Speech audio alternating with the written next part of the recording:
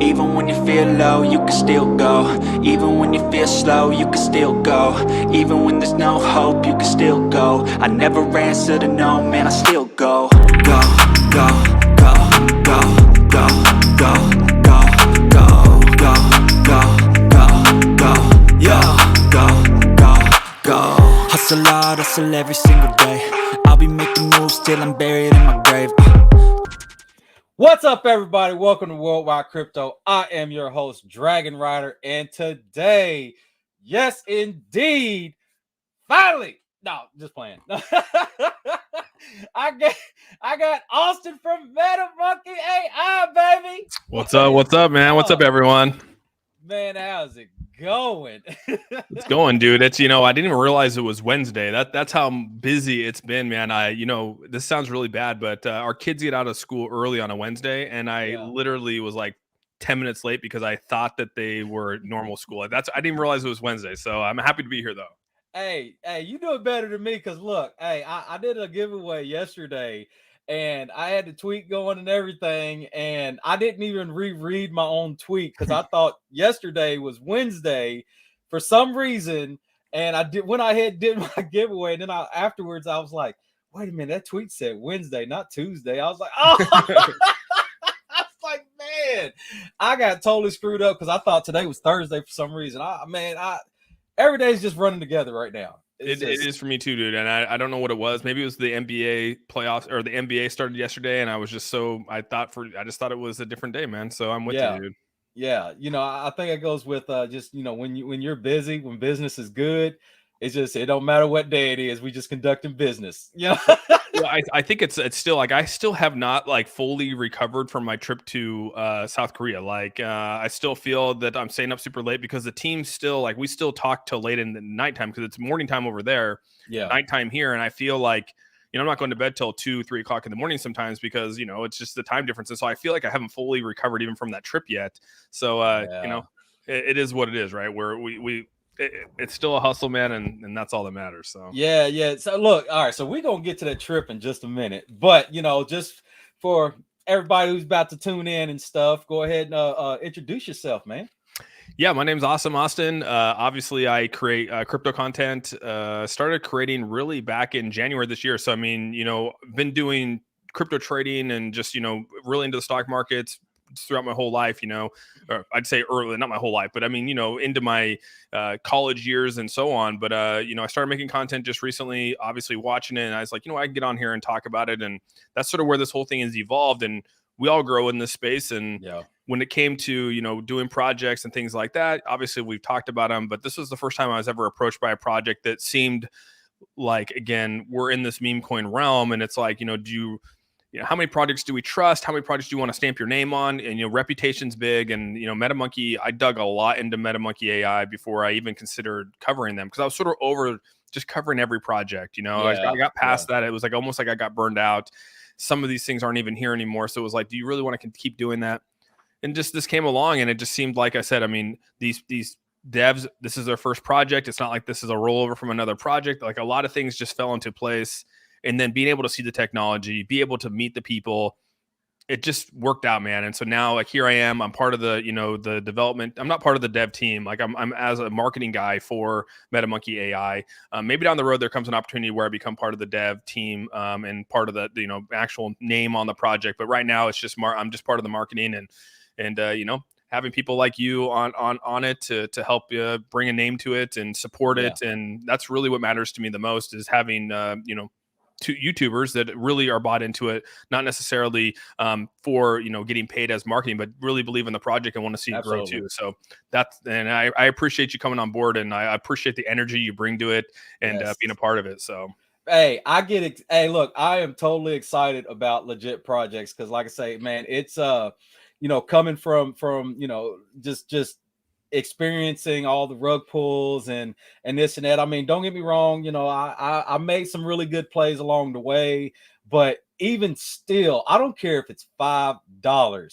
I put $5 into something and it turns out to be a rug pull. It still hurts my heart a little bit. I'm not gonna lie, you know what I mean? So like when I get the opportunity to work with like just legit businesses, legit projects, however anyone wants to describe themselves. When I get a chance to work with good people and just experience, the whole, just a legit community, that really cares about the project and stuff like that, it pumps me up. I'm all excited about it.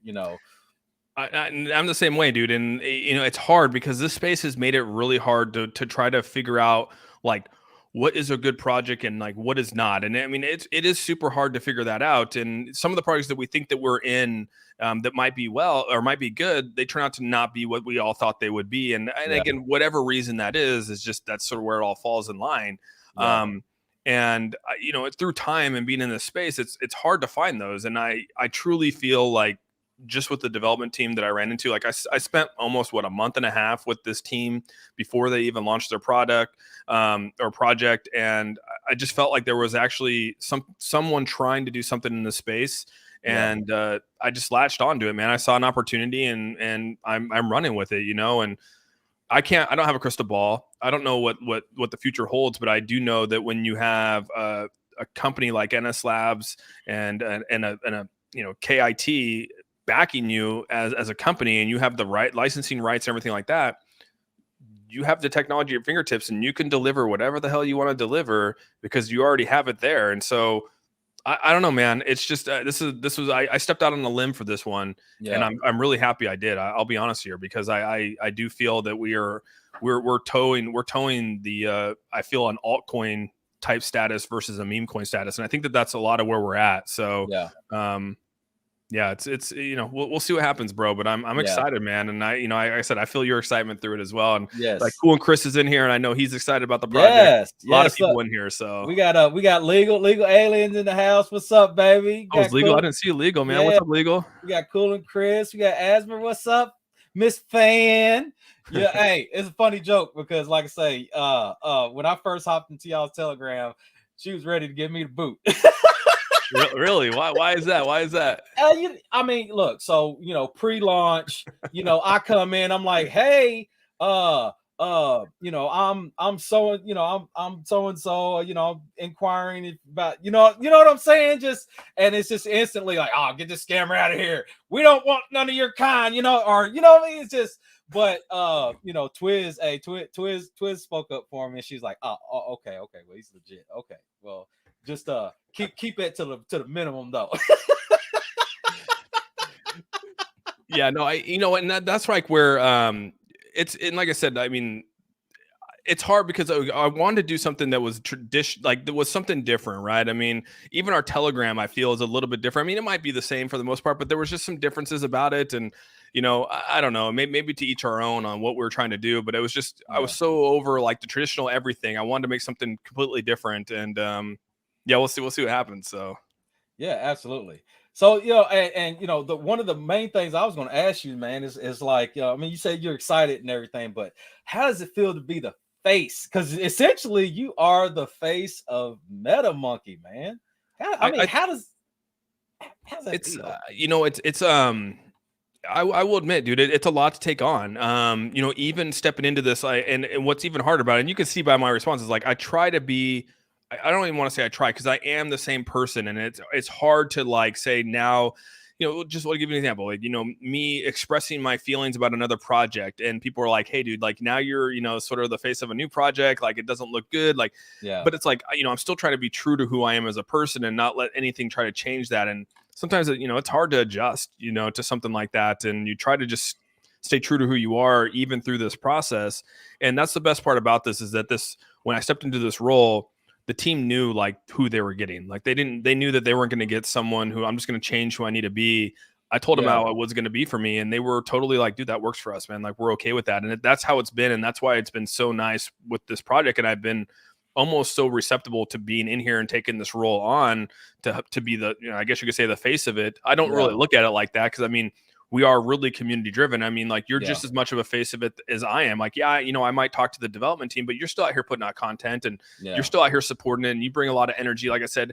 And so like, I don't look at it as just me being the face. I mean, everyone's out there working hard and hustling for this project too. And I'll always keep it like that. And I get it that I get the information and things like that up front because I'm part of that, but I try to, get it out there as fast as possible so other people Yeah. can talk about it. So that, I mean, Yeah. I guess if you want to say I'm the face of it, I'll take it. It's Yeah, been a lot of pressure because, you have a brand to protect, you have a Yes. platform to protect. And I know like you do too, like, you've started a brand and you don't want to talk about projects that can be detrimental to your brand.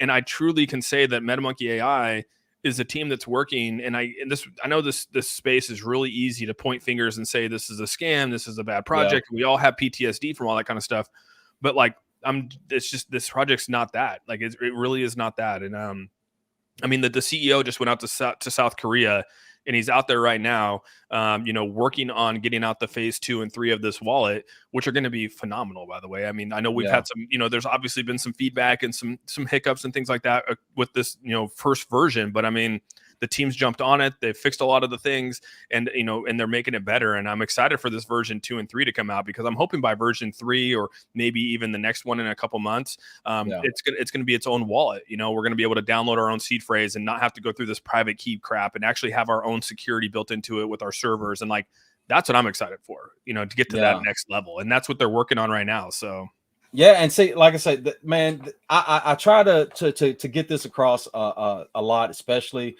with people that are new into crypto, and even if they're not new in crypto, if they haven't really, taken the time to learn what it takes to be a business, because, like I say, all these crypto projects, I mean, we call them projects, but these are, legit people trying to run businesses. You know what I'm saying? Because at the basis of it, you're trying to run a business, but you're running it through crypto.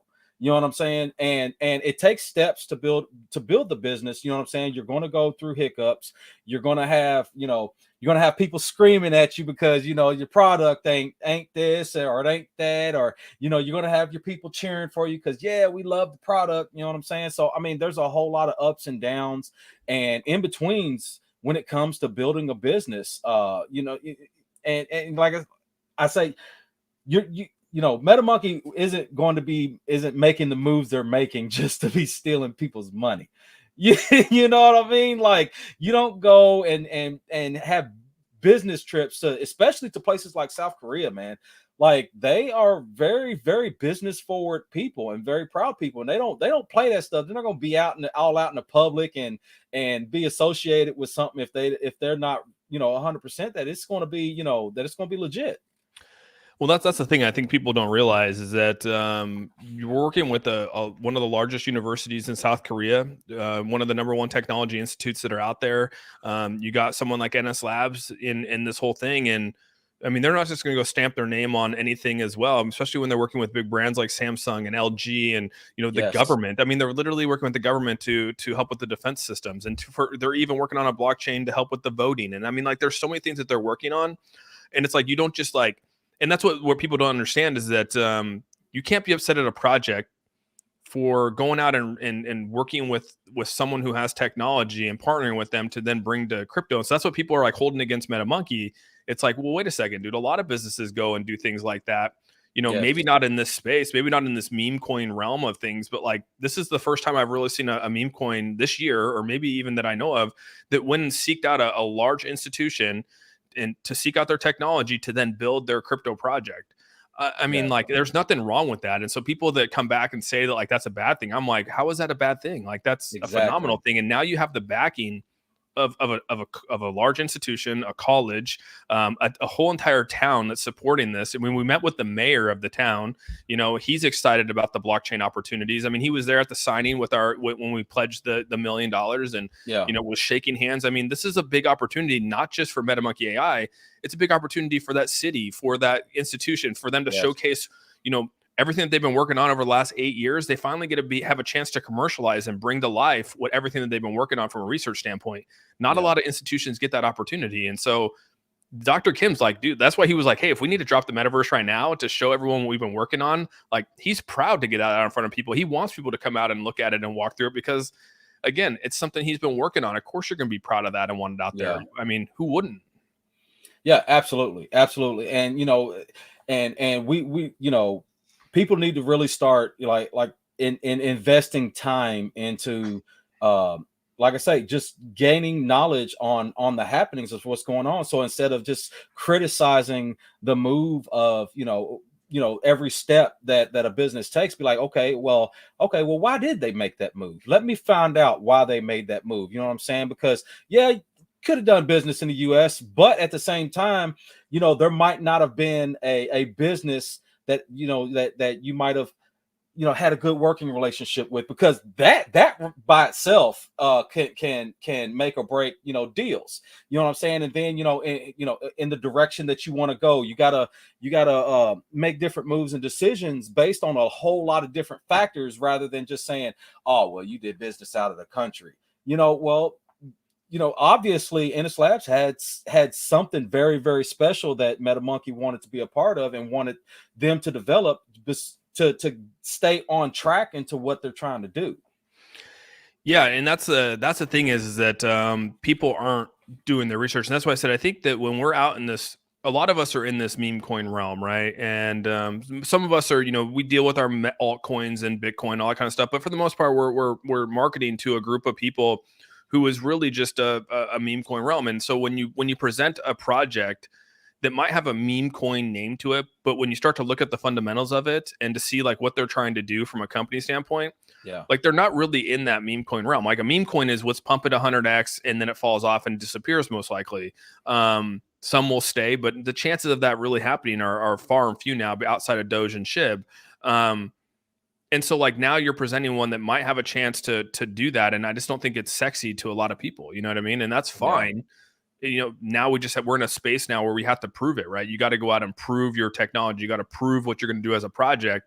Yeah. And I think we're okay with that. Like I said, I think that it doesn't change what this project's doing. It doesn't change the direction of the devs. It's not going to stop what they're doing. It's not like they need, obviously it's nice to have a growing project, and it's nice to have people come into it and that's what you want.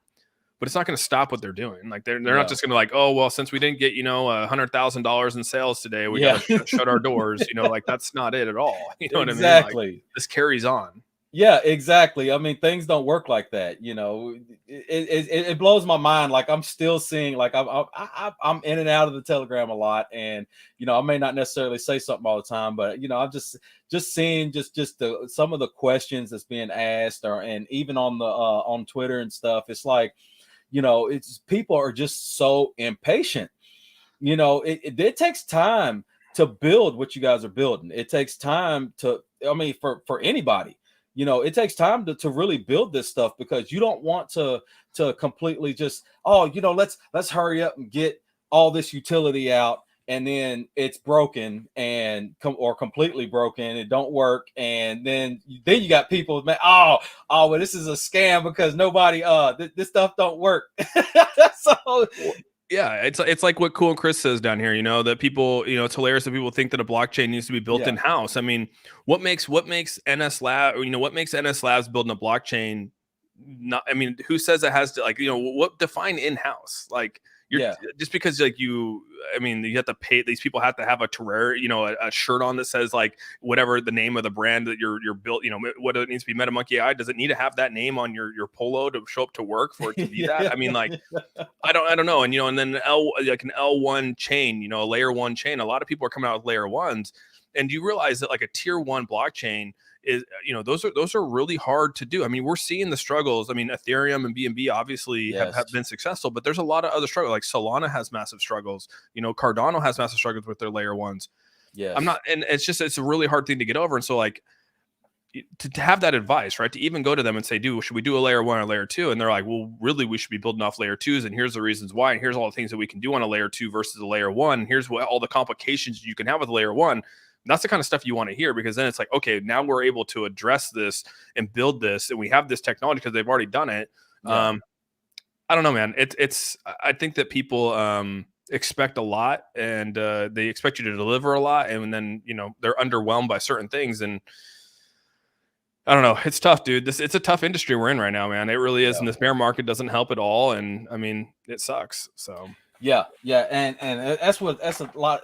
That's a very, very big factor right there. Is the current market conditions.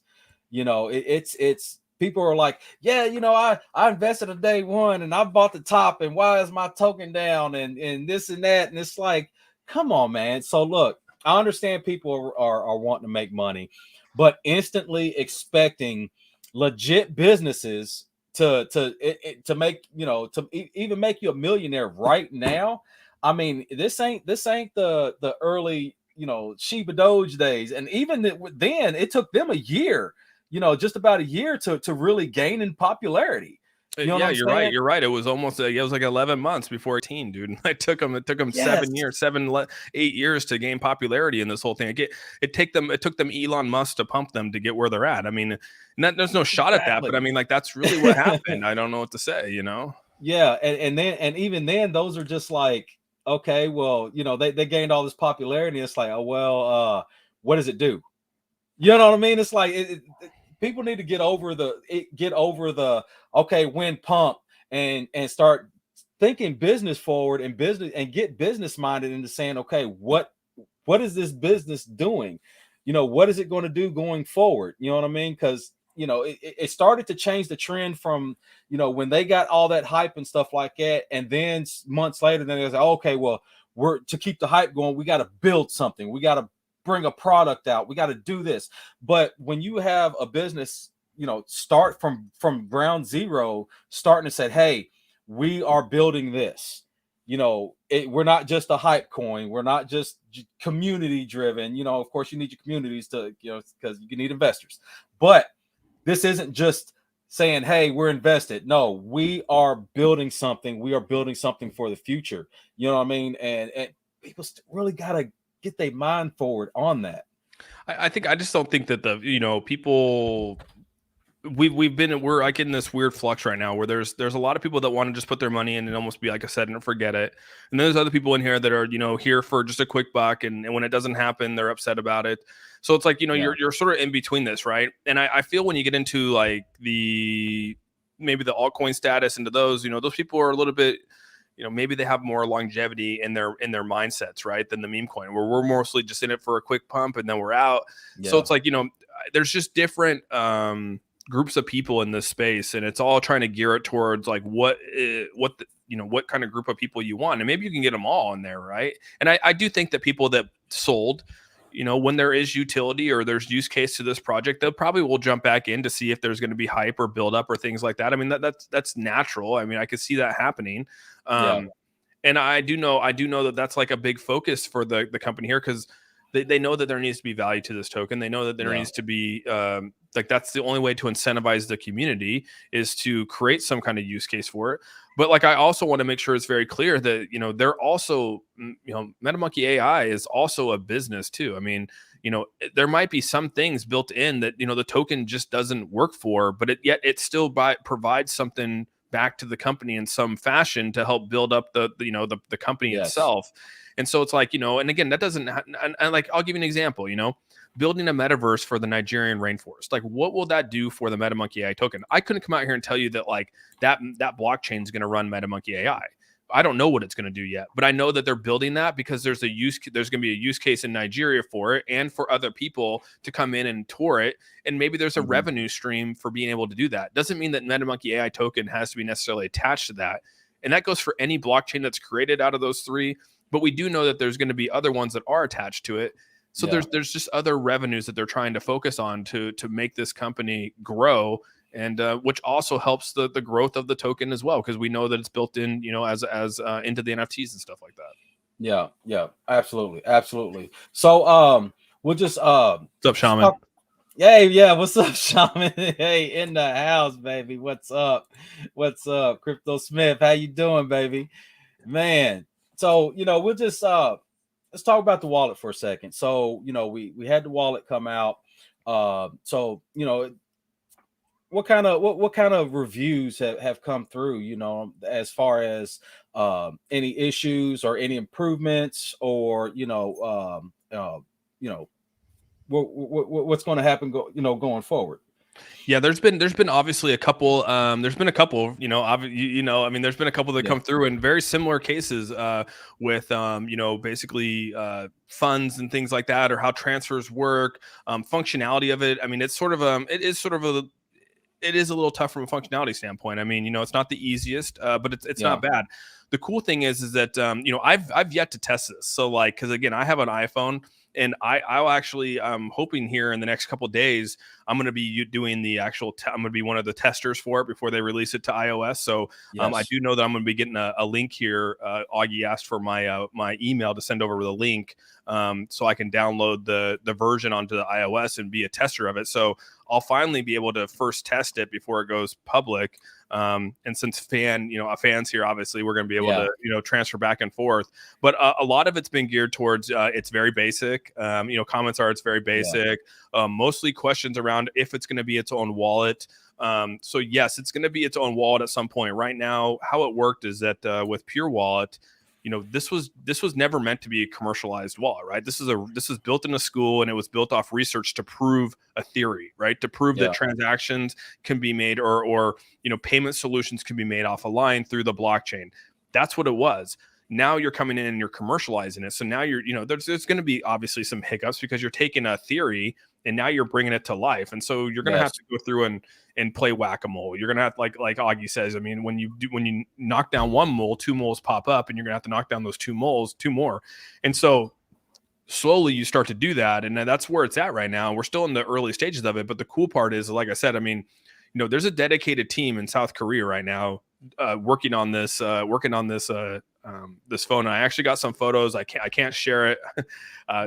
Andrew sent me over some photos of sort of what they're doing, and like, dude, it's gonna look sexy. Like, you know, the just everything, the interface. Like, they really want the user interface. They want it to be to where, you know, there's going to be other cryptos in there to where we can trade crypto like we normally do. You know, they want to be able to tie it back to Tether and to USDC. There is going to be an offline switch. You know, it's going to be green for on and red for off, so you can actually get off the internet. Like, that's coming out in version 2. They're working on that right now. You know, they're really trying to make this a crypto wallet and something you can use offline. And I mean, they got 7 people dedicated to it right now, and every day, I mean, they're meeting on it. And the iOS, they were originally like, hey, should we wait? Because I mean, here towards the end of the month, we should be having some of these updates, right? I'm hoping maybe into November we should have some updates. I haven't really announced a time yet. And so they're like, hey, should we wait to release the iOS version until those updates, or should we do it now? And I'm like, we should probably do it now just to get it out there for people to have iOS. And so they're going to be doing that here shortly. And then shortly after that, we should have the updates to the new version. So I'm pretty excited for everyone to sort of see, and we'll be able to see it start from like what it was to in a couple months see to like what it is. And I that's what I'm happy for. Yeah, absolutely. And you know what? Hey, I really like the fact that here, I'll show you. I'll show you, because you guys won't be able to look, they don't twisted your arm a little bit. Let's see here. But you know, I like the direction that you guys are going in. So you know, first and foremost, I really like that. So you can see that's the team. That's Augie. That's Augie and the team. They're working on the interfaces of it. Sitting at nice. You know, so you can't see like obviously what's behind there, but I mean, like, that's the screen of all the things that they're doing for the interfaces. And yeah, they're just running through it. And I mean, like, there's a lot of updates that are coming, and they're streamlined. That's one thing that's really good about this, is that, you know, being at the institution, I mean, they streamline the hell out of it. You know what I mean? I mean, you talk about a 5S, like, they have everything dialed in on like how this is going to work out, and it's pretty good, man. Yeah. I was Y'all thinking silly. about it, I can tell you. But no, look, I really like. So I like the direction that we're kind of going in with this. So you brought out the app, you know, and in a way, you introduced, you know, or you know, the team introduced the beta version to the public, so to speak. That's my perception of it. This is like you said, they took a theory, they're testing out the theory, and it's working. Okay, so essentially, this is just testing phase and mass testing phase. You know what I'm saying? So then, as you go, you know, you'll be able to add. Well, first of all, adjust the basic function of it. You know what I'm saying? It all starts with the basics. If you build on a load of crap, it's gonna fall. You know what I'm saying? So, you know, you get your strong building block first, and then you start adding your bricks, add more bricks, and eventually you will have something that's astronomical. You know what I mean? So and the fact that it never came out that soon as we release this is an all solution solved product. You know what I'm saying? You know, it was basically just saying, hey, here it is, try it out, and let's go from there, pretty much. And I don't think that's one thing I said I've appreciated about this team is that they're not afraid to put it out there and accept the criticism, right? I mean, we put that out there and everyone's like, oh, it's just a mask of MetaMask. And it's like, well, yeah, we've already said that. Like, there's nothing, no one's hiding anything here. We're just saying this is a concept that's different and we're building on it. And so, like, you know, I think I actually like that the team, even the metaverse, right? We put the metaverse out there and there's going to be criticism on the metaverse, but they're like, hey, dude, like, this is just a beginning stages. Like, at least we're out here showing everyone what it is and we're not afraid to do that. And we want to, like, let the community know, like, this is what we got and we're working from it. And like I said, not a lot of projects do that, right? They sort of wait for it to all be done, maybe, you know, and they build off of the hype and they might pump hopium. And it's like, I'd rather just show you guys than sit here and, like, tell you what I think it's about or what it should be. Like, you'll just see it for yourselves. You know what I mean? And and we'll accept the criticism and we'll build it because we know that it's going to get built out more. You know, there's already more phases being worked on. You're just seeing, you know, it's like the iPhone, you know, you guys do realize that the iPhone 16 is being worked on right now. You know what I mean? Like, they're already two phones ahead of, like, what's being released. So, I mean, like, when you get these things out here, just realize that there's other phases that are being worked on or already, like, I'll give you an example. So Friday, I'm going to get, or maybe it might be tomorrow. I think it's Friday their time. I'm going to get an update to the metaverse. So I'll be able to stream. They've actually added things to the metaverse from their first video that I had, right? And now they're going to be doing updates. Well, you got to realize, like, they already are like 16 updates ahead, right? I mean, they can open up the whole world if they wanted to, but, like, that's not what it's about, right? You slowly work your way up to be able to see it all. And we'll continue to be 16 steps ahead because that's the only way to do it. And so, because you know, you may release one step and you be like, you're getting close to releasing the next step, then you're like, you know what, okay, this happened in this step, let me adjust the next a little bit. You know what I'm saying? And you might have to adjust the next one after that, and after that, you know what I'm saying? So you continue to bring out something functional and continue to bring out something that people can use, you know, because like I said, you keep piling a bunch of updates and just immediately be like, here's everything at once, and then you get this influx of users and it's completely garbage and trash, and guess what, everybody's out. They're like, oh no, this is garbage, you know what I'm saying? So, you know, and we've seen that. Like, I'm not here to call projects out, but I mean, we've seen that, dude. And, like, it's tough, right? It's a tough pill to swallow.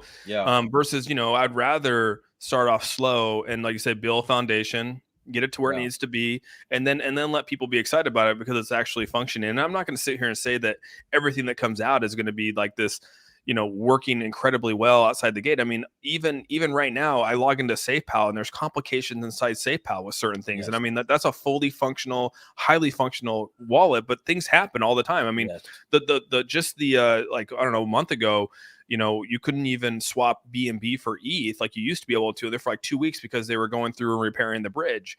And so it's like sometimes wallets just have to be updated or changed because of whatever the issues are. And sometimes people just don't understand that. And that's how what the space, you know, eventually will get better at. I think as more people become educated and see, like, really what is out there, we won't have so much of that. But, you know, we'll always have some criticism. Yes, absolutely. And, you know, for everybody watching, look, if you're having any problems with the app currently, just go to the Telegram, reach out. Because, you know, like I say, this team is here. They are. I mean, Augustine, right? You had, I mean, Augustine's right there in front of this, man. If someone has an issue, a major issue, and he's willing to fix it right then and there on the spot, address it, you know, and that was like, I was actually excited that, like, you know, Augustine, the CEO who's running a big company already and now doing this, he's the one that's on Telegram saying, hey, dude, I want to make it right. I want to make sure this is known. I want to make sure this is actually said to the team and that I understand fully what needs to be fixed or whatever issue it is. And I was like, damn, Augie, like, get at it, man. Like, I'm happy that you're doing that. You know what I mean? And now he's over in Korea speaking to the team directly to make sure a lot of these things go forward. So, yeah, absolutely. And I saw that firsthand. Look, I had my little issue and it was like, hold on. And then next thing you know, I got put in this group, and it was like all these. I was like, oh wow, Look at the fan. I got to give it to Fan and Twiz, dude. They're on top of it too, man. You come to them with a concern, and like Fan's like, she comes to me, and I'm like, dude, just handle it. And she's just like, and then she handles it, like, you know what I mean. And so she's been really good about that kind of stuff, because she's sort of been like Twiz and just, you know, Fan have sort of been like that. If someone has an issue, they sort of say it, and then they just take it by the, you know, take the bull by the horns, man. And I'm happy. I was in that Telegram, and I was just happy to see the response and everything like that. And you know, I'm appreciative of it too, because it just shows you who the team really is and like what they really care about. You know what I mean? Exactly. Hey, I'm talking about from the moment that, you know, it started, you know, and when Fan was like, look, hold on just a second. And from there, it was like, boom. Okay, what do we got to do? What happened? What, you know, let's figure this out. Let's figure this out. Okay, boom. And then next thing you know, they was like, hey, we should be good. Let's, hey, try it again. You know what I'm saying? So I haven't had a problem since. You know what I'm saying? That's exciting. And like, that made me like, that just like that right there. And I called up Augie and I said, you know, like, I appreciate you that you're like, that's how you, and he's like, that's how it should be. You know what I mean? And, you know, I was just like, dude, I mean, and trust me, you weren't the only one, you know what I mean? So like, this happened multiple times in certain different scenarios. It wasn't the exact same scenario, but I mean, that's what I'm saying. There's other scenarios, and Augie was did the same thing. And, I was just like, hell yeah, dude. Like, this is exactly the response that we need. You know what I mean? I love that. Cause you know what, hey, people don't want to admit it, but I'm getting ready to throw this out there. Trust Wallet ain't got that type of customer service. Yeah, you know, and I don't know if Augie, you know, I don't know if Augie, when it gets to a level of Trust Wallet, I mean, that might be rough, you know, but that is one gap in this realm. Is the customer service with this technology lacks big time, dude. Coinbase just now, you know, after, you know, what was it, like 6 months ago, finally we're like, yeah, we'll make it better for customer service. It's like, thanks you assholes. I mean, like, exactly, come on, man. Like, exactly. How long y'all been out and you just now wanting to fix some things? You just now want us to be able to call in and complain that our funds are missing? Like, what the heck is wrong with you guys? And even like I say, I was, you know, hey, look, I ain't gonna lie. Look, I love Trust Wallet, you know what I mean? Because I actually like to use that more than I like to use MetaMask. And even now, like every once in a while, like I'll be like, oh yeah, you know, because you know they added the, you know, show your NFT. You got your little NFT tab, and I go over there, and all my NFTs are gone, and I'm like, oh no, I've been robbed. Oh, hold on, let me check, and I go to OpenSea, and they're all there and stuff, and it's like, come on, Trust Wallet. Yes, like my father, he likes Trust Wallet a lot too.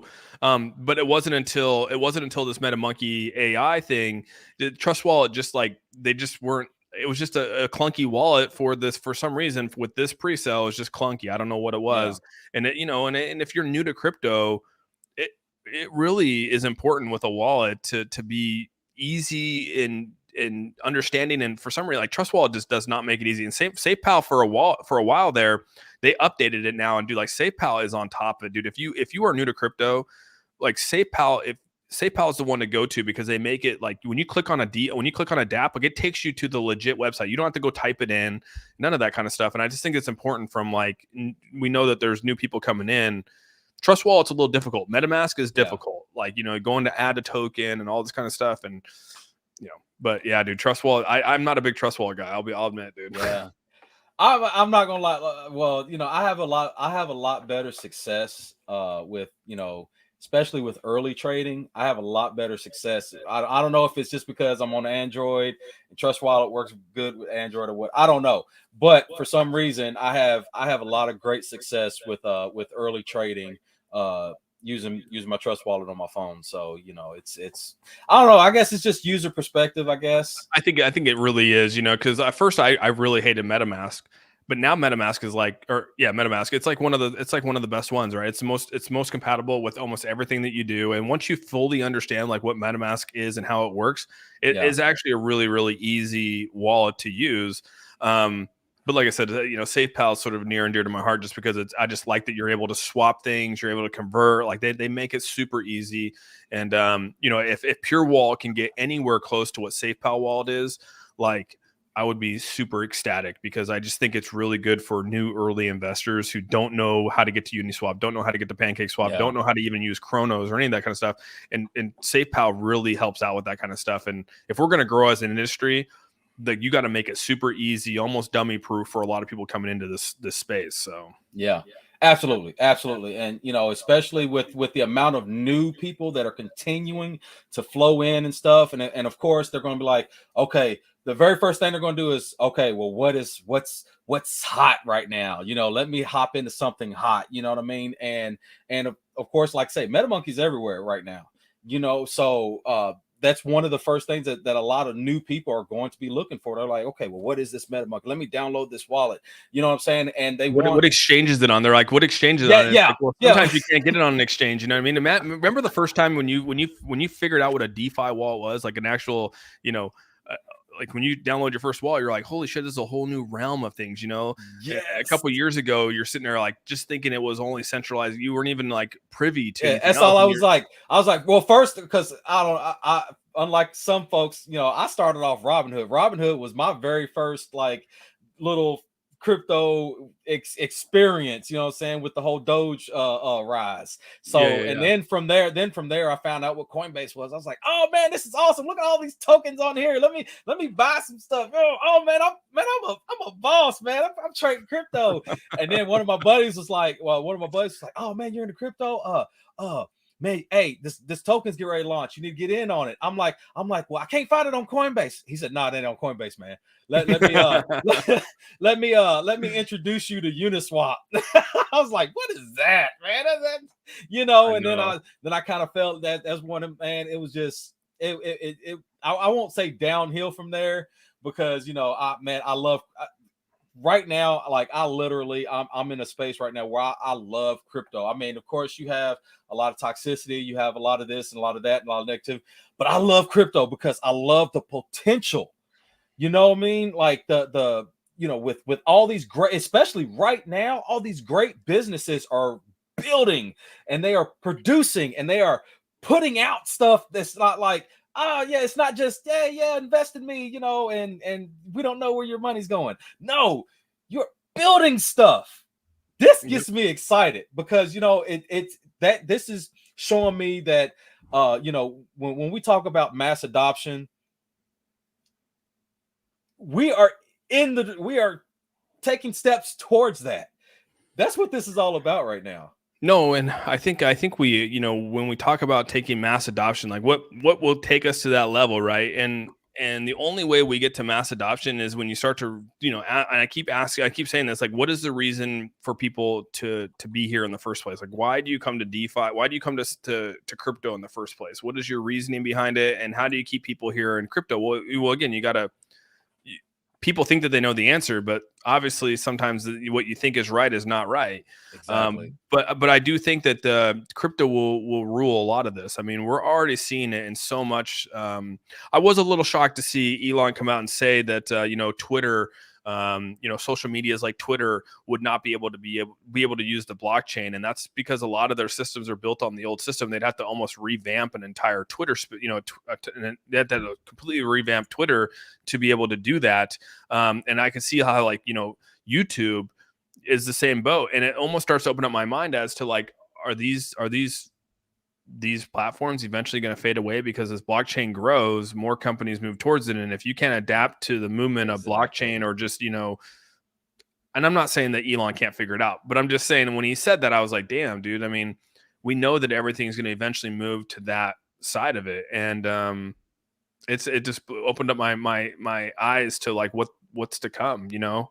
And a lot of the things that we think right now are the say all be all of our world in terms of everything could be completely different, you know, 5-10 years from now, you know? Yeah, exactly. You know, because even a lot of businesses, big pharma, you know what I mean? They are moving from, you know, oh yeah, we got, you know, everything's in storage on, you know, on the cloud or something like that, to now they are actually utilizing blockchain technology to store your files, or to store their files, to store your files. You know, and it's all towards, you know, because this is all fluid. Technology is very fluid. This ain't no straight line, and it's like, yeah, we'll get to the end. There is no end to this. Technology is going to continue to do this and do this. And right now, I really think the technology is off of that bottom curve to where it's just kind of stagnant. And with the popularity of crypto right now, I think we are on that curve back up to saying, oh, okay, we got to start making some more leaps and bounds and see the potential of this technology and take it even further. And it's dude, this is amazing. It's an amazing time to be in. And it's like when I see people just like, oh well, you don't have this out right now, or you're not listed on that, and oh, I see a lot of people that are so interested in just, of course we're all in crypto to make money. But when that is your main focus, instead of saying, instead of stepping back, looking at the big picture and being like, you know what, I'm investing in this project. I see where it's going. I see what they're trying to bring out. They're taking the steps to bring that product. You know what I mean? And just take a step back and be like, okay, well, I see where this is going, and really visualize. Because like I say, no matter what project you're in right now, it's still early. It is still early. Yeah, and that's like you are early in these projects. And that's the hard part, is trying to figure out what project you're in that is really here to build beyond just hype of their own token and community, right? Because again, there could be a lot of projects out there that are just really big holder counts, but they don't really have anything to show for it, or they don't really have a desire to move on beyond just being a community-driven token. Yeah. And so, yeah, they might do certain things or promote certain things, but I mean, are they really trying to get over that hurdle of becoming a legitimate, utility in the space or a use case, or bring something like that? Or are they just trying to stay, say that they are and just keep? It's hard to find that. It's hard to find that balance. And that's where my gap has been since I probably stopped talking about a lot of projects in July, right? Towards the beginning of July is when I really stopped, just like, I sort of slapped me in the face, right? The whole, and I don't mean to bring it up here, but like, when Terrarium and I, sort of went our separate ways, it really sort of was like, man, like, is this really the direction I want to go? Yeah. And that sort of just put a halt to like everything that I was doing, because I sort of reevaluated everything, right? And now it's just hard to find that. And, I just don't want to put my money in anything and everything out there, especially when there's no desire from the development team to really do something. And we don't know what that is.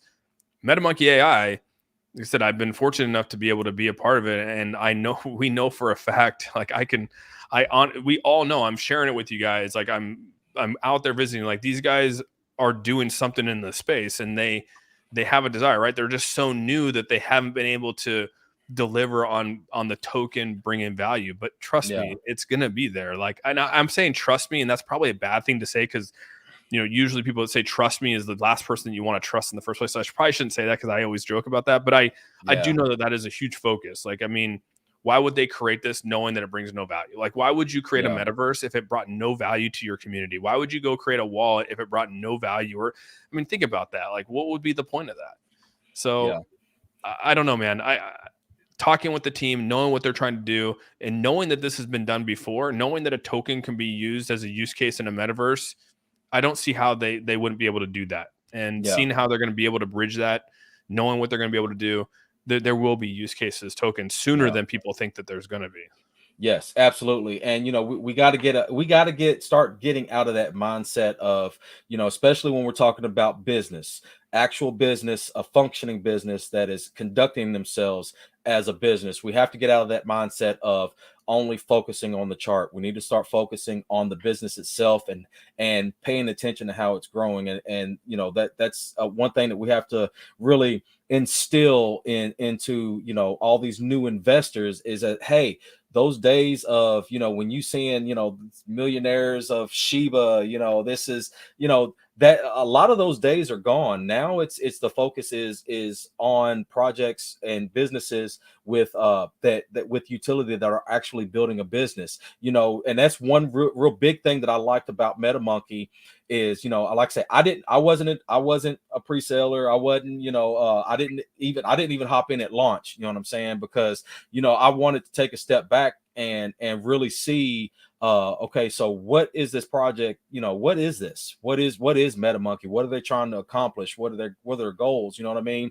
And, you know, because I don't like to play into the hype. Because, like I say, I seen it everywhere. I was like, man, what is this? Let me look into this. Yeah. You know, this is before, you know, TX even hit me up, and, you know, it was like, we had a big pre-sale, man. I was shocked that we hit I was shocked that we hit 1,000 ETH in this market. I mean, I will be honest, man. I wasn't expecting to hit 1,000 ETH. I was blown away by it. I will admit that. And see, that was one thing that scared me. I was like, I have to look into this. You know, when I seen it was like, okay, our pre-sale, you know, our goal is 1,000. I was like, wait a minute. Why are you requiring that? You know what I'm saying? That really set back with me. And I had, you know what, I have to really invest some time in to figure out what this is. And, you know, I kind of looked into the dev team and stuff, and I didn't, you know, as far as my research, you know, I didn't see them as any part of any other project. You know what I'm saying? Because you see a lot. If you really pay attention, you see a lot of repeat offenders in this space. With you know, just keep on, you know, they keep, all right, well, this project failed, let me throw another one out there. This project failed, let me throw another one out there. You know, and it's like the whole yo-yo effect, you know what I'm saying, with the same people. But when you okay, you know, when you have a brand new set of a brand new set of folks on the block, okay, and it's like, okay, these guys are new. Let me, you know, you kind of stay, what are they doing on my block? You know what I'm saying? And kind of looking, and, you know, I seen what they was trying to accomplish, and they were like, you know what? This is what we got. This is what we are already building. You know what I'm saying? And that is another thing that sticks with me is, you know, you get a lot of these projects that they're launching a token, and they're like, you know, we're going to launch this token. It's so hype. We're going to launch this token, and then we're going to find some devs to build what we need. And it was like, nah, okay, I'm going to pass on that one. You know what I mean? Because you already setting yourself up for failure. If you're not already putting yourself in a position and personally invested into putting yourself in a position to already be working on what you're trying to bring out, you know what I mean? It doesn't sit well with me right now. You know what I'm saying? I consider it a degen play. If you're not already setting up, I'm not, you know. Well, no, that's it. And I'm looking over here because CZ put out a tweet on this, dude. You nailed it perfectly. And he put out a tweet a while back talking about, and someone might be able to find it before me, but he basically came out and said, why are you guys investing your money into projects where teams came from other projects or devs from other projects? Like, if they've already launched a project, like, why are you putting your money in these projects? You know, if it's already a failed project with them, like, you know, and he said something in his tweet along those lines, and I was like, oh shit, dude. Like, when you really start to think about it, and I'm going to find the tweet because I want to know exactly how he said it. But when he said it, I was like, dude, that's exactly what happens in the space. I mean, you know, and some of these, we don't even know who the dev is, right? Some of them are still not doxed. And I mean, even big cryptocurrencies right now, or big meme coins in this space, we don't know who the dev team is, right? So we don't know if they were involved in other projects and maybe they just got lucky with this one. But you go down the list, and I don't want to call anyone out, but I mean, a lot of these people were heavily involved, not just as big time investors themselves into a project, and were like they knew who the dev team was, and they help influence things, which I consider still being a part of the team. Like, you know, it would be me going out and creating a token right now, even though I'm the marketing person, I would still be attached to MetaMonkey AI. I gave advice. I was a part of it. I did a lot of things for them. So I would still consider that, you know. So if I went out and created a token now, you know, you're almost like, why would you go invest? You know, obviously it failed with MetaMonkey AI. Why would you now go follow Austin into another token? So I mean, like, that's how I look at it as well. So even anyone that's doing that with every other project, I start to think like, you should want to invest in people. I don't want to invest anymore in people that constantly make new projects and are already been in this space, and this is their 5th project and doing the same shit. Like, I don't want to do that either. And this is also one thing that attracted me with MetaMonkey AI is this team is their business. They're businessmen, dude. Like, they came into the space. They have an idea of what they want to do. They partner with someone who already has this. Like, they literally are taking business 101 and they're bringing it into Metaverse, and people are pissed that they're using this tactic inside of crypto. Like, that's business, dude. Like, welcome to business, man. And exactly. And they're actually delivering something. I mean, that's the crazy part is that they're out here delivering. I know, I get it's the first phase of a wall, but they're out here delivering a metaverse beta version for us to test here in November. This is going to be in our hands to play around with, and it's only going to get bigger and bigger and bigger. And then they go out and they spend $1 million, and I get people want to criticize the $1 million, and they think that it came from the project. If you actually go back and look at the tax wallets right now, you'll see that doesn't even make up for anything of what they spent. So it's like, they're trust me, dude, they're fully invested in this project from a business standpoint. Like, it's impossible to think that, like, the only reason, so when people, the only argument that they have that people come back and say, why did they do 1,000 ETH pre-sale? And that's where a lot of people came back. Why did they ask for that much money from the community? And I appreciate Andrew's response in this. And the first one is that, number one, it's to build the liquidity and the people to support this project. That's the first thing. And that's why 70% of the liquidity went over there. And technically the charts might be down, but that liquidity pool is super strong. That's the first thing here. A second thing is that, again, you're not going to go put all your skin in the game knowing that this like realm that we're in, you're not going to go provide your own liquidity for people to pull your liquidity. I mean, everyone here has to have skin in the game, right? And I get that people don't understand that, or they maybe don't like to hear that, but everyone has to pay to play. Yes.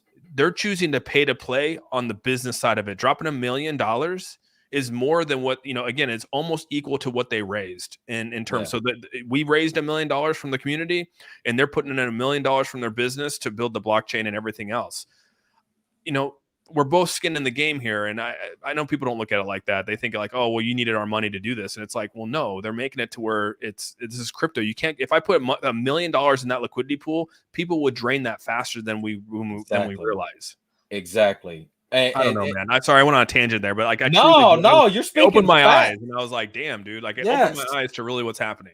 Yes, you're speaking facts, man. Hey, don't ever be, hold back truths, man, because people need to hear it. It's hard pills to swallow. It's like, because everybody wants to be like, oh yeah, well, I put my $20 into this, and I'm not, I'm not a millionaire yet. You know what I'm saying? It's like, come on now. I mean, what you talking crap about something, and for one, you didn't even really do your research on it, and then for two, all you're doing is parakeeting what other naysayers are saying because they didn't 100x or something like that. You know what I'm saying? Like I said, you gotta take a step back instead of just constantly okay, well, this person said y'all did this, so why did y'all do this? No, okay, if somebody said this, why don't you do a little bit of research and say, okay, well, did they do that? Let me go check on the blockchain, because that's the great thing about the blockchain. Anybody can go look. You take some time, go look. No, you really can, dude. I mean, like, that's the part is that, and a lot of people make claims that they're cashing out and they're this and that. I mean, to think that the number one holder is also the number one holder in Terrarium is now the number one holder here, and it's about $30,000. That's pretty damn. I mean, like, that's a very low number one wallet. Like, I mean, in all reality, like, that's not that big of a wallet compared to a lot of these other projects that have the same amount of liquidity as us, and their top 50 wallets are over $1 million. So I get that they have huge market caps and stuff like that, but if all 50 of those wallets went to cash out, they'd probably only cash out like 100,000 of that million because of the price impacts on their liquidity pool. At least our liquidity pool matches to what our wallets are. So we know that we have equal value to our liquidity pool that we do to our wallets. And that's where I was like, I appreciate that too, because that's what Andrew's biggest focus was. And he was like, the reason why we need 1,000 ETH is to be able to provide the accurate amount in the liquidity pools for people that are still here, right? I mean, and that's how you keep the strength of your project. And I never knew how valuable the liquidity pool was until I talked with Andrew, and he's a numbers guy, right? And he's like, these numbers work. This is why these numbers work, and like, numbers don't lie, and this is why you need this. And I was like, damn, dude, and this is where it's at. So and I'm sorry for the people that sold at a loss. Like, I mean, I don't like to hear that. I wish that this did more, pumped further out the gates, but it didn't. And I'm okay with that because I know where we're trying to go. And then the team knows that there has to be use case to get our token out from where it's at. Hype's not going to do it, and it never was going to do that. And that's all these ever are based off of is hype with no use case to really get them out from the bottom. And so a lot of people that say, well, usually tokens that fall like this are a rug pull and they'll always stay like that. Well, of course they'll stay like that if you don't ever bring use case to them. And so as soon as we bring use case to it and we get it into the hands of people that actually are going to use it, we should see a lot of momentum moving forward. And I mean, we're only 6 weeks old. Like, I get that the expectations are there, but we got to take a deep breath sometimes too. Yeah, this isn't a 6-year-old, business. You know what I'm saying? I can understand if, okay, in 6 years, you're still doing the same thing. Yeah, you know what I'm saying? But look, this is 6 weeks old. And look, MetaMonkey is already making big moves. I mean, big moves. People, I don't think a lot of people, like I say, this is where you have to be business minded forward.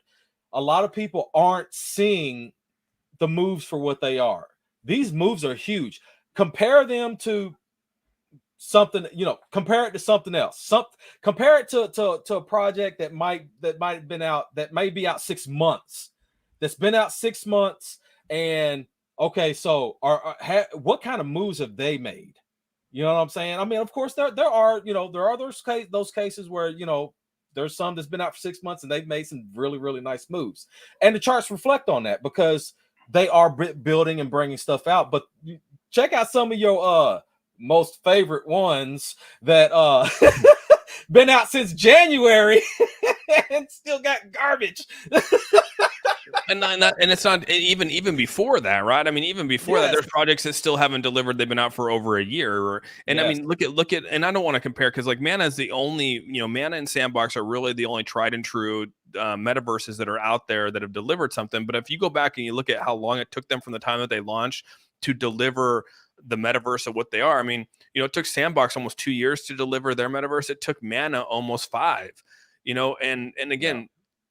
We're given a beta version out here that, and again, you could drop this whole version right now. That's not the goal though. The goal is to fine tune this, right? Give it out to the people, let them have discussions over it. Maybe we make some changes to it. Like, you don't want to release the whole thing, until literally you have a full game plan. We have a game plan, but you want there to be, people going in and playing around with it and doing that kind of stuff. Like, but we're already there. I mean, these people have been working on it for years, and that's what I'm saying. Like, we partner with someone who's been working on this stuff for a long time. Like, this isn't just like they started working on it 6 weeks ago. They've been working on this stuff for a lot longer than we've been than we've ever considered. So yeah, it's going to be interesting, man. It's super interesting to see what happens here in the next 6 months. I'll promise you that. I'm super intrigued by it. And like I say, that I'm a big fan of releasing small bits at a time because, even in my experience, when we had 100 people using it, oh man, it was awesome, quick, fast response, this and that. We was like, oh man, this is great. When we hit 1,000, it was like, oh man, we got to make upgrades. This is strained. When you, especially when you have something that's got a lot of hype behind it, because like I say, this metaverse does have some hype behind it because that's what a lot of your investors are waiting for. So a lot of people sitting on the sidelines are waiting for. They want to see what this beta version is like. You know what I'm saying? And with that, you're going to have a sudden influx of users, and maybe the team might even be like, you know what? Yeah, we're prepared. We're prepared. We will be okay if we have 5,000 people jump in at once. But what if you have 10,000? What if you have 15, 20,000 jump in at once? Then it's like you got to test your systems out. You got to test out what you can handle. And you're right, dude. You don't know. You think you only need 3 servers, but next thing you know, you need 8 servers, right? I mean, like, yeah, I agree. And a lot of those things are issues, right? I mean, that's why you have failures. That's why you have things that are down. So I would agree with you on that. And I think that they're knowing that it's a slower approach versus like here it all is, I would prefer that as well. And that's one thing I never want to be a hype person. And that's like one thing about this is like some people are upset that we're only releasing it like 1 week at a time. And it's going to be in November when we give it out to people. And they're like, hey, if you're using it, why can't we use it?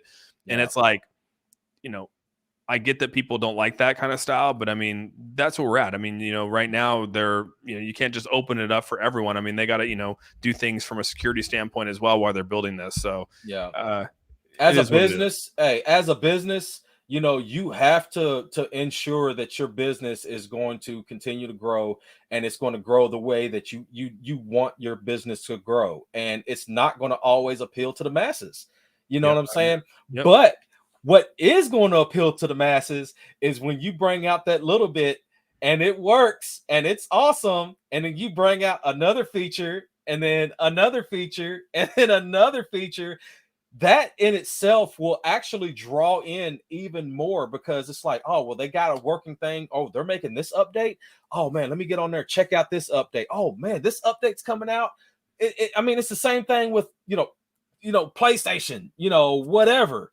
They constantly have updates because you constantly have to grow your business, because like I said, any slew of things could happen, especially when you're messing with different phone providers, different service providers, different, components, computers. Dude, there are millions of combinations of a lot of different tech out there, and you can't always account for a bug that's going to happen in this one because that component doesn't work well with the system or whatever the case may be. You know what I mean? So it's one of those things you just really, you gotta put it out one little piece at a time. Yeah, I think that's the best. I think that's best case scenario. Like, I agree with you, because you'll get I think we'll get bogged down. Plus again, you want to hear the feedback, because some things might not work for what people got, right, or some things might not be good. And so it's like I said, I think we're doing it the right way. This is the first time doing it, and but I think we're going to stay true to what we're trying to do here, and keep releasing things and do it slowly, and eventually everyone will have access and be able to give the feedback. So, and then one on the flip side, I just want to touch on the flip side of things. People have to understand too that there are entities out there that don't want to see other entities succeed. Hey, this little piece might be working great, and somebody's like, oh man, I was gonna do that idea, but you know what, I don't want them to have it out first. So you're gonna have people out there that's going to intentionally try to sabotage what you bring out. You know what I'm saying? And the team has got to, the team's got to adjust for that, and people have to understand that these things happen. This is real world stuff. This isn't fairy tale land where let's say, hey, everything's all, we're friends with everybody, No, businesses compete. And when you are entering in a territory of another business, you're going to have, I don't know how else to say it, loyal subjects that are that are going to be like, no, that's like what I love and hold near dear to my heart. I'm going to ruin this because I want to make sure that my project is the only one that's succeeding. It's ridiculous, and I'm laughing, but this is serious stuff that actually happens. Oh, I think all the time. I mean, no, some people just don't want others to succeed in whatever it might be. Maybe they feel threatened, whatever it is. Like I said, as long as you just keep delivering and you if you stay true to what you say you're going to do, you should have no issue with what anyone says, right? I mean, that's what it comes down to. But you will have that. I mean, even the biggest players in the industry right now battle that every day, right? I mean, even though they've been even though they're tried and true, they're top of the line.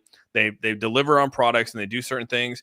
People still hate them for whatever reason it is, and I think you'll always have that. So you got to get past it somehow.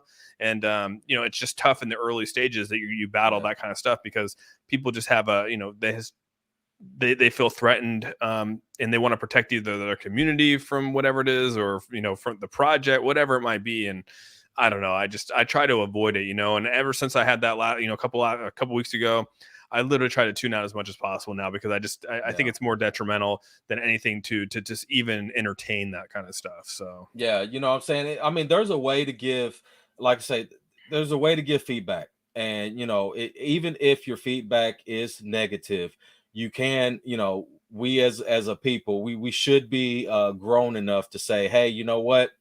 Here's my negative feedback and here's why. Let's have a discussion about it. You know what I'm saying? Because I firsthand, I can tell you that there's going to be a lot of people that is going to use whatever and a lot of the issues are user error, and people don't want to admit that. Oh You know yeah, what I'm big saying? time.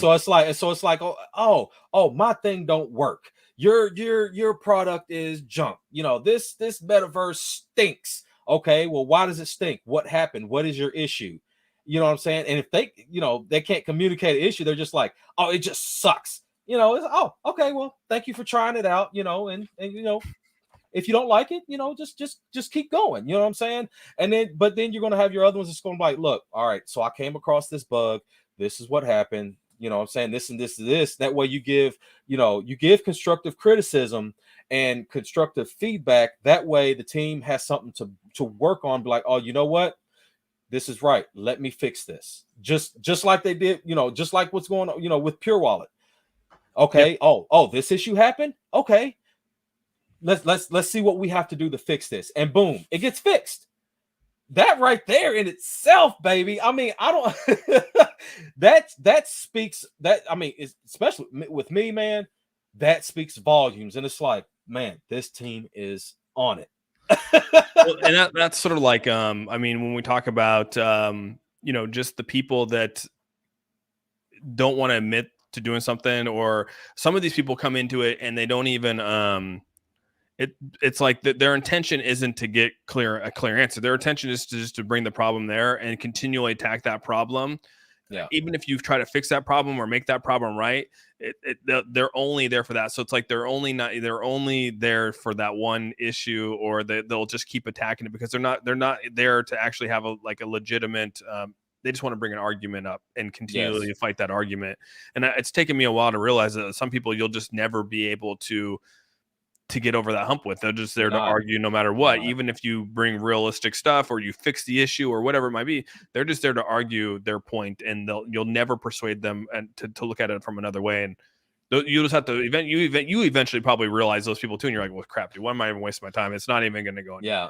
No, but hey, I kill them with kindness. No, That's what I do, man. Hey, when they come to me and they're like, hey, I got this issue, and I'm like, okay, well, let's see what we have to do to solve it, and they're just like, this issue sucks. And it's like, okay, well, we're working on it, we may be working on it, or it may be like, I gave you an answer to why you having this issue, and you're just still saying this issue sucks, which basically tells me that you took no steps to resolving this on your own, because it was definitely user error.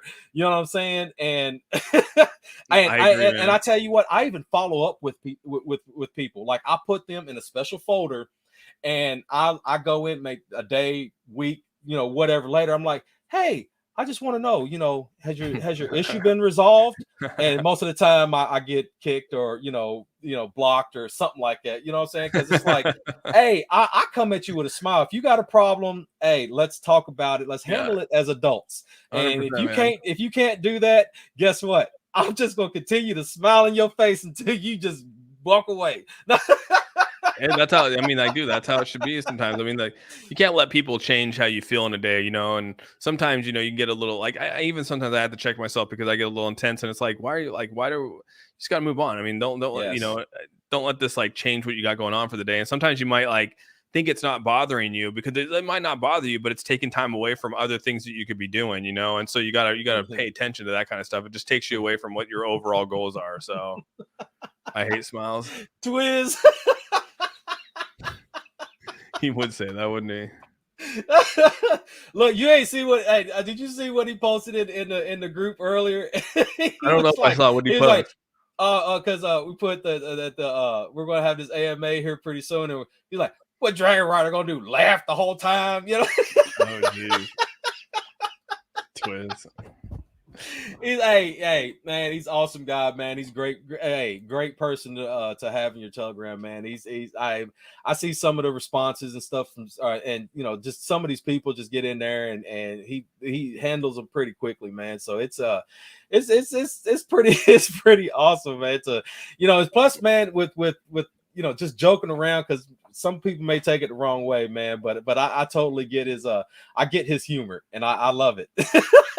Yeah, no, a lot of people, like I said, sometimes people get, they get super offended, And again, Twiz is his own breed, right? Of just how he is, and there's nothing wrong with it. It's just how he is, and some people can take it the wrong way, and others don't, and others are more receptive to it. And I mean, it is what it is. I don't know what to tell you. I mean, can't please everybody. You can't, and I mean, I'm okay with it. I really am. So I mean, Twiz is his own man, and he does his own thing, and I appreciate everything he's done for the project, and I'll continue to appreciate it because he is sort of that guy at the door that sort of keeps some people in check that need to be kept in check. And that's just all that matters. Yes. Hey, man,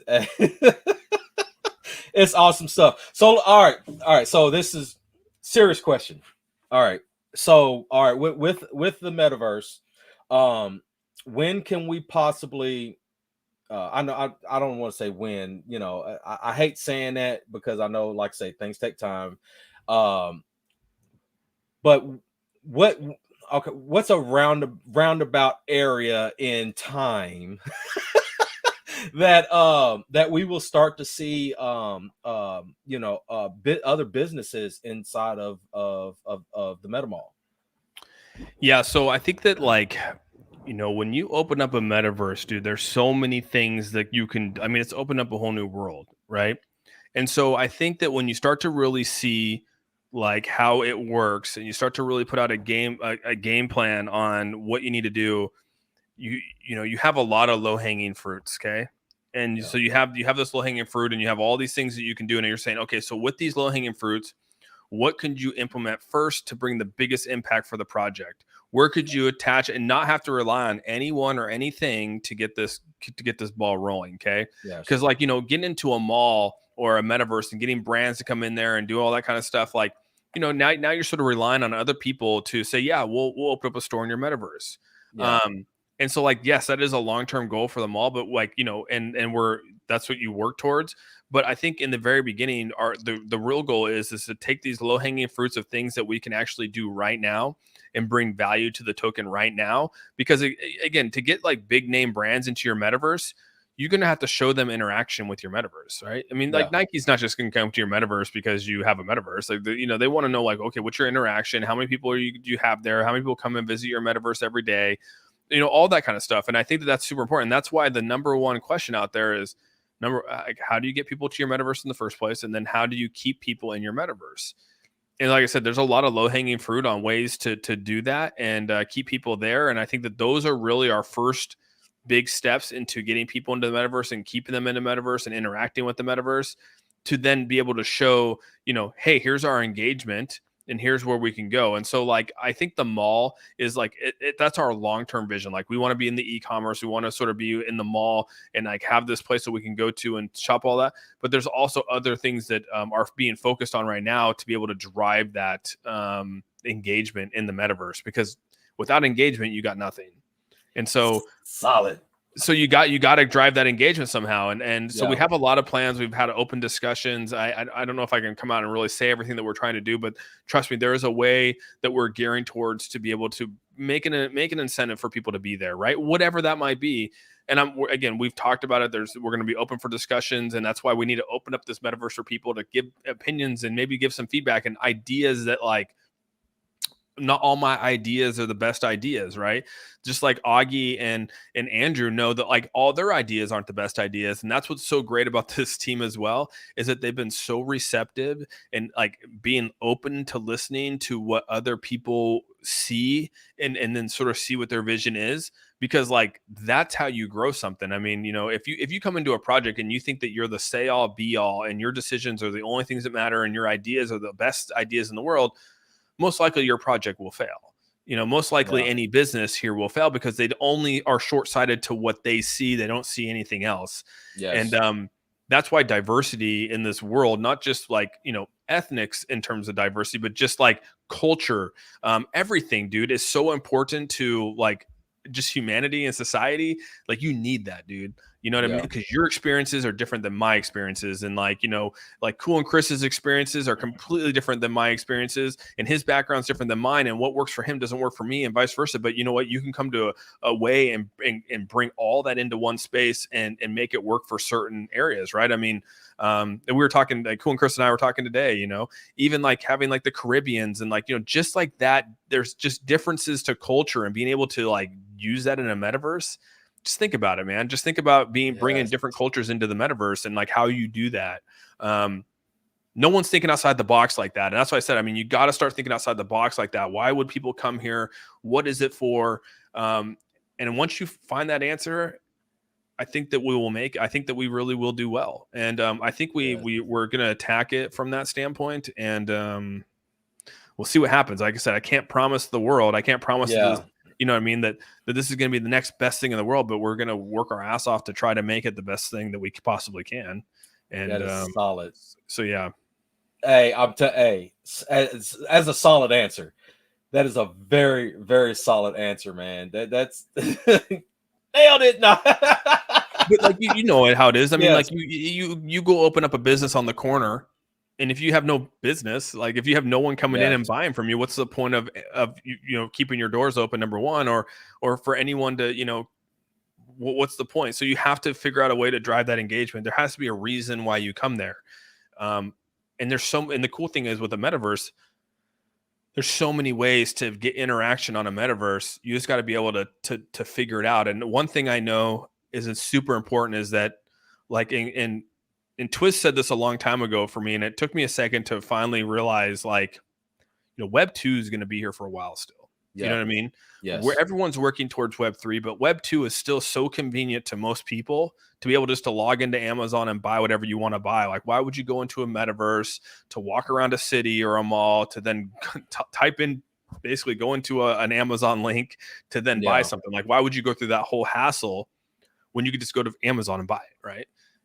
And some people might like that. Some people might like to go through that process, but some people like me, like I'm like, hell no, I'm just going to Amazon. Like there's no way I'm going to log into a metaverse to then walk to the Amazon store, to then click on an Amazon link, to then get in. And so you have to start thinking of, okay, so what is the reasons why someone's in there?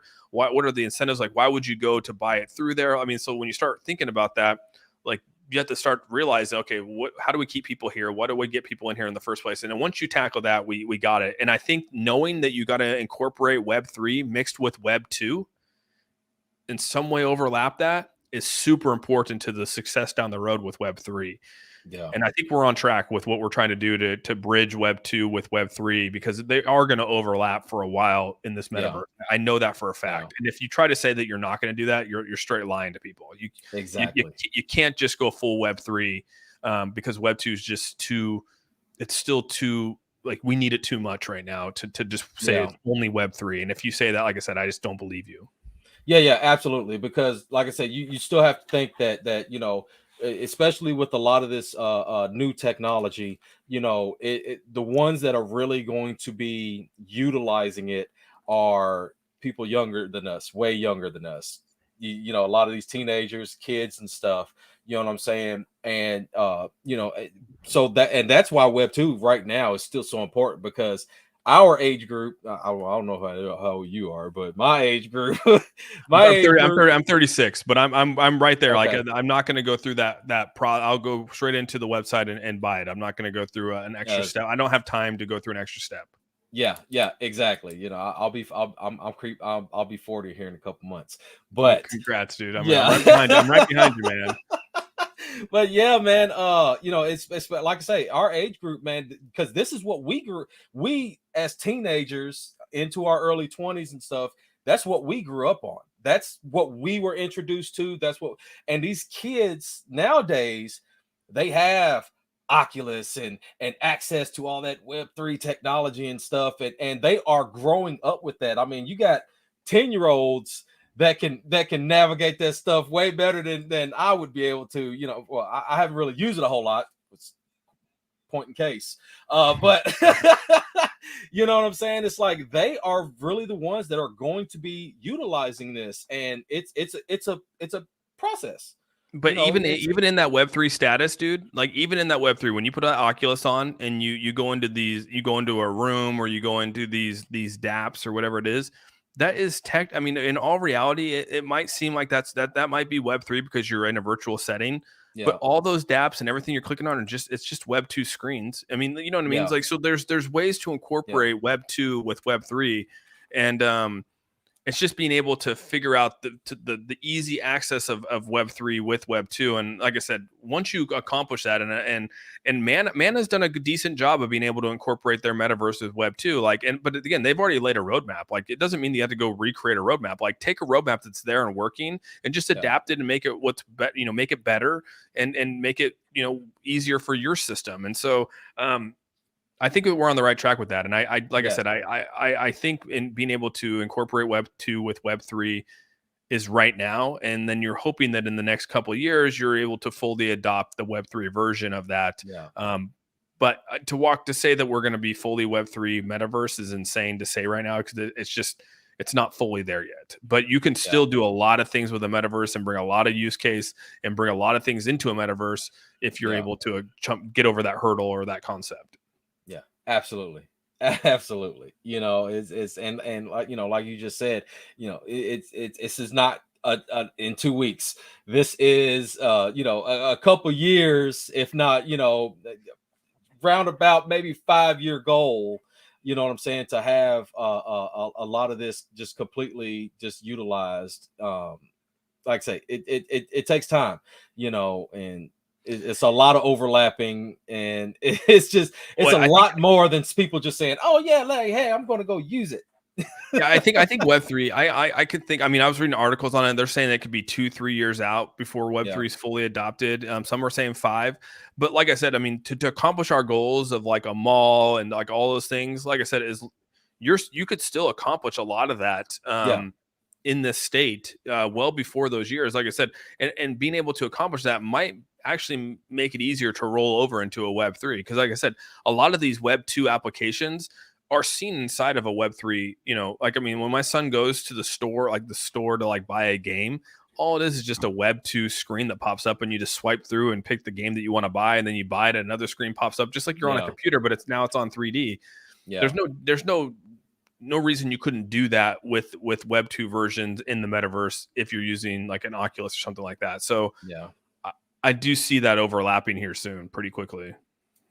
I mean, and like I said, there are quite a few, and in doing so, that's when it's going to come into the whole concept of the unified DeFi, that even there may be opportunities for even a little bit faster progression and stuff by working with other businesses that are along the same lines as MetaMonkey, and doing going in that same direction just about. And and a lot of times it will eventually make sense to as when you forming partnerships and working with some of these other desks, because they may be bringing in a key piece that may just be missing right now.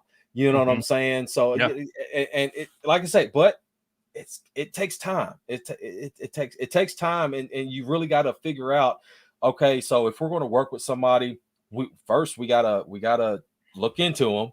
You know what I'm saying? And then secondly, what are they bringing? What are they bringing to the table, and what are we bringing to the table, and how can we function together? So it's like I say, it's a process, and people just got to be patient. The thing is and that's what we lack. We do lack some patience in this space. You know what I mean? Unfortunately, that's just sort of how it is. But in due time, I think that as long as, like I said, we keep delivering something, and there's something physical to hold and use, and we keep bringing out new things and try to get interaction. Because I said, it doesn't have to just be.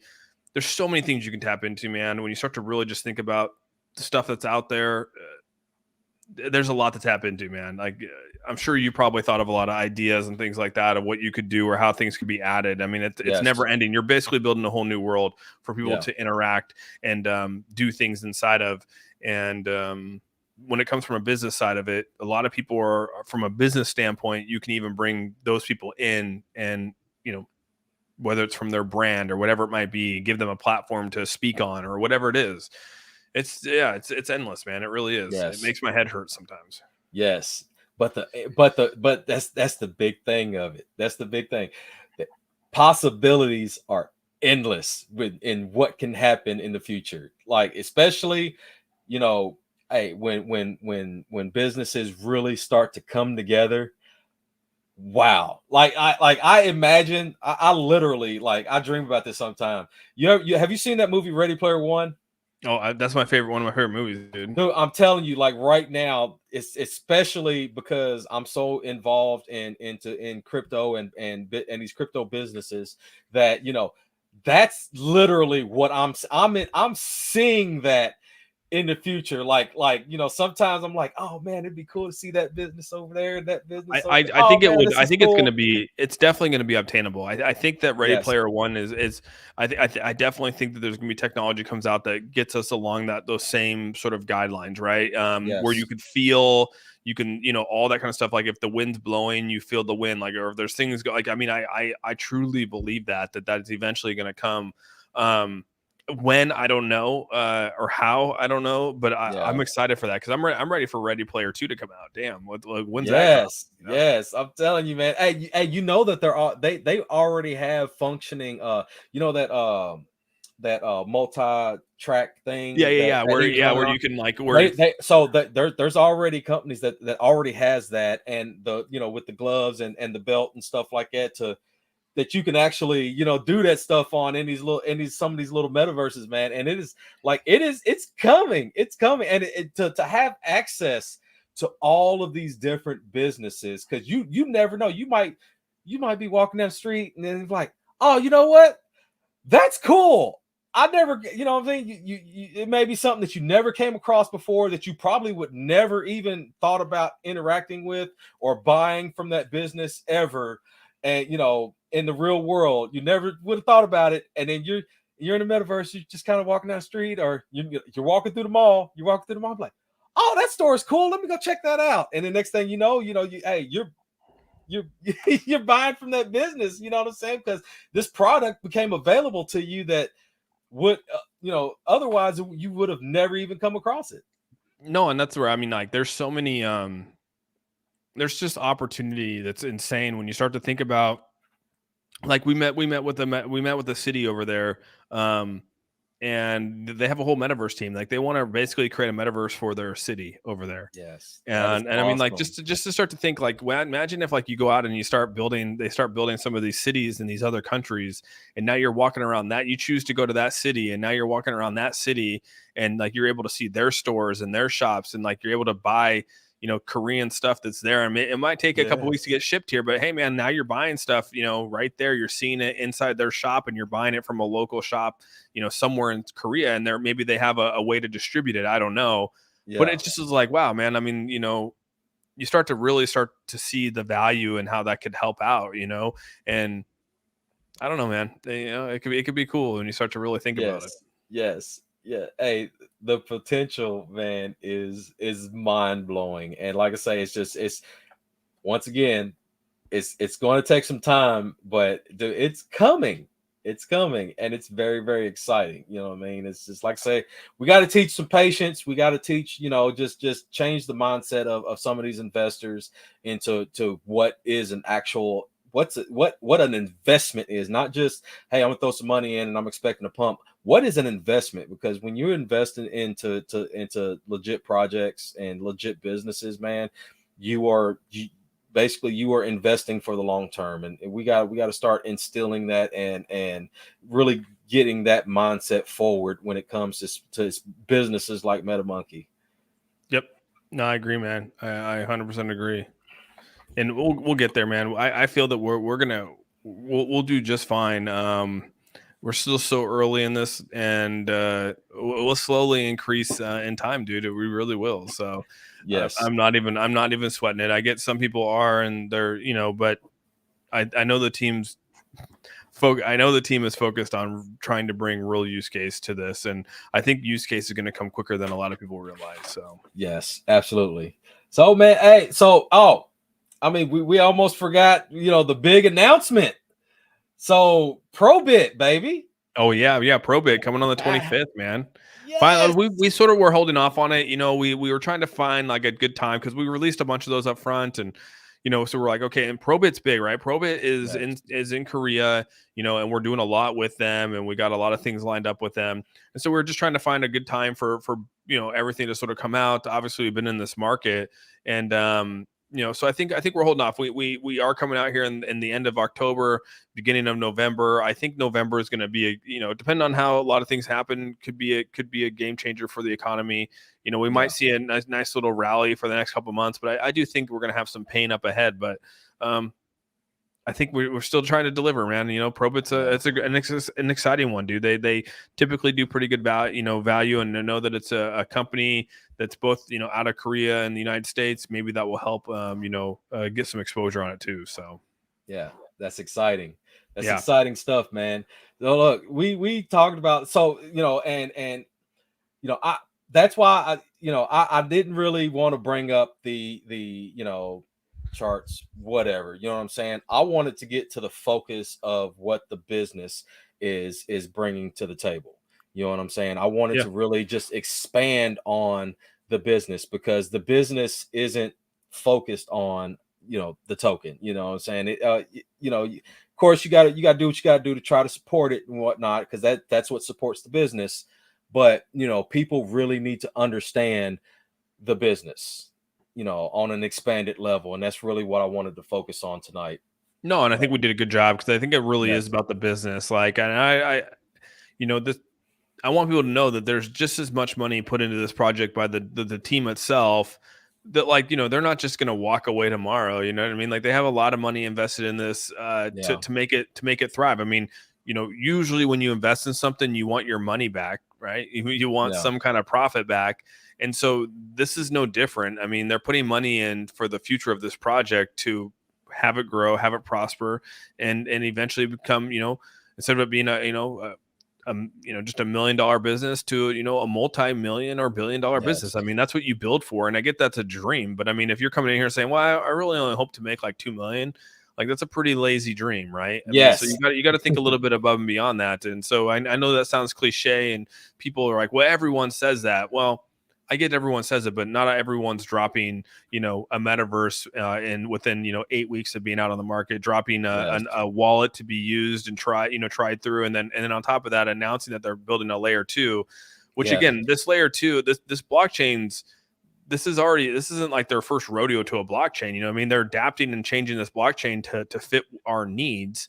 And again, you just can't build that overnight. But I mean, you know, I'm excited for June to come around, and I'm excited that it's a mineable token. I'm excited for that kind of stuff, or a mineable coin, because again, I like that kind of stuff. I know some people, it's like, well, that's old school, and it's like, I sort of dig it. So yeah, I mean, hey, I'm all about, you know, hey, if I have opportunity to bring in some passive income, I'm on it. You know what I'm saying? Especially with something that I'm already invested in. Hey, I'm all about it, because hey, the bigger I can make my bag, hey, I'm all about it, man. Because like I say, I have, you know, I've taken a big step back, you know, even before coming on and really talking about MetaMonkey. You know, I took a big step back and looked at this from a big picture perspective. You know what I'm saying? And it's making moves, and that picture right now, it's small, but it's growing. You know, that picture is steadily doing this. You know what I'm saying? Just imagine when this coin becomes mineable. So you know, obviously Dogecoin's always been mineable, but not a lot of people were actually mining it until they actually started making some ASIC miners with Litecoin, and people were getting rewards. And when that thing really started to become mineable, that's why it's able to sustain the number it's at, is because so many people have mined it.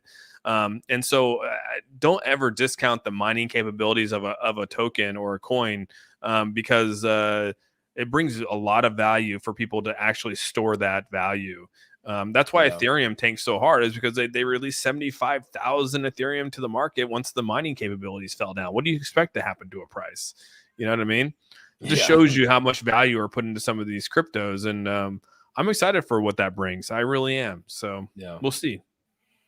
That's awesome stuff, man. Hey, because we creeping up, man. We I appreciate you having me. I appreciate you having me on here, man. It was great time, dude. I appreciate it Yes, a ton. yes. Man, this is awesome, man. Because like I say, I mean, I've even learned, a few more things that I always try to take some time to learn something new every day, especially when it comes to crypto, man. Because crypto is ever changing, and if I could take some time to learn a couple things, especially about something I'm invested in, hey, I'm all about it, man. So yeah, I mean, is there anything else you wanted to touch on, or? No, man, just stay tuned. We're gonna have we're gonna have a new update to the metaverse come here this week. Yeah, we're just gonna continue updating the metaverse, and eventually, November's gonna come around. We're all gonna be able to, everyone's gonna be able to jump in. We're gonna have some update. We're gonna hopefully hear soon. I don't have a date yet, but I know I'll be testing the iOS version, so that will be coming out here shortly. And then followed up quickly with the V2 version of the wallet too. So I'm really excited for the version 2 for everyone to sort of see the capabilities behind that. And yeah, that's pretty much it, man. We got the probit coming up on October 25th, which is 6 days away, and we'll see what happens from there. And hopefully, we just pray for better markets and good conditions, and we'll see what happens. Yeah. So hey, so everybody that's watching, you know what I mean. Just we have to be so a little bit of some I don't know, teachers in the space in the space in the groups of MetaMonkey, when people are asking about stuff, hey, we have to start trying to instill some patience into people, because like I say, Mike Tyson didn't step in the ring and for his first time and become champ. You know what I'm saying? It takes the steps. You got to fight the battles. You got to win the battles. Oh, and I like that analogy. That's a good one. You got to continue to you got to keep taking steps forward to be at the top. And like I said, MetaMonkey is definitely on its way, because they are taking the steps, the necessary steps, and the business forward steps. Not just what popular opinion is, because if we just ran off of what popular opinion is, it ain't gonna last very long. I agree, man. It's not gonna last at all, dude. So yeah, they're taking the necessary steps to grow the business, and of course, they're going to take some community input, but at the same time, you got to do what's best for the business. And even though it's not popular opinion now, when they take that next step, and it's like, oh, okay, that's why they did that. All right, yeah, exactly. That's exactly it, man. So yeah, hey man, I really appreciate you coming on and giving us, just giving this deep dive into MetaMonkey and what it's about, man. Because like I say, it's a lot of people that are uninformed and they are only paying attention to charts. So and that's all good, dude. Like I said, we'll be here to inform them and continue to support. And like I said, I really appreciate all your support of it, and thanks for having me on your channel to talk about it. And yeah, look forward to the next couple of weeks, man, for sure. Yeah, absolutely. So yeah, hey, I'm going to continue to give out updates, man, because like I said, hey, when I am talking about, hey, I get excited when I'm talking about like something that I'm invested in that's just a awesome. Hey, I'm going to continue to do what I do, man, because I love to support. I continue to support legit projects, man. So yeah, I'm all about it. But with that being said, I think we're gonna end this right here, because you got another stream coming, didn't you? Are you guys jumping on another stream here today? I heard, or something like that. I did that last night because I thought last night was tonight. So yes, I had a giveaway and stuff, but I don't know. I may be doing another stream here in just a little bit. I don't know yet. But yeah, I accidentally I was confused. I was like, I hit you up. I was like, man, I was confused on it, so I didn't know. I was like, yeah, man, you're hustling tonight, man. Yes, but I'm waiting on a very, very important phone call for this guy right here. Oh, nice, dude. Oh man, I'm telling you. Oh man, I'm just. Ooh. So anyway, right? Oh, that's awesome, dude. That's awesome. But yeah, absolutely. So yeah, hey, thank you for everybody for coming and check this out, man. Like I say, I am in full support of MetaMonkey. They are doing big things. They're growing this business, and this business is good. So take some time. Hey, if you didn't listen to everything, go do some research on this project. And if it's right for you, you know, don't sell your car. You know what I'm saying? But if this is right for you, think about it. It might be, it's a potentially good investment for anybody. I'm increasing my bags. That's all I'm saying. But anyway, with that being said, hey, I appreciate it. Shoot me a like and subscribe. I thank you. And yeah, I'll see you next time. All right. Adios, everyone. Appreciate you so much.